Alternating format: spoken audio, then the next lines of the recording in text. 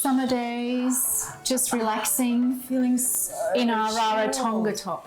Yeah, this is our new top. This is our new kind of easy breezy over the head number. It's a cotton voile, which we love because it's so light to wear. It's got a little bit of sheerness in the arm, but we've doubled it up on the front panel and also in the back yoke. So that takes care of all of that area. Yes, so totally non-transparent, which is great.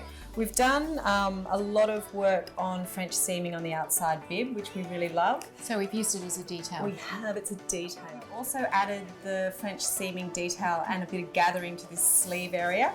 You can wear it down if you want to, or pull it up and have more kind of a blouson effect here, which is quite cute, I think. Yep. Sophie's tied hers up. I've tucked mine in. It's also great, just worn out and loose. Yep. Would be fab over a swimsuit too. Could be. Affectionately called the Raro shirt. The Raro. Or Raro. Raro. Just the Raro. Should we go back to just like chilling in this beautiful sun? Yes.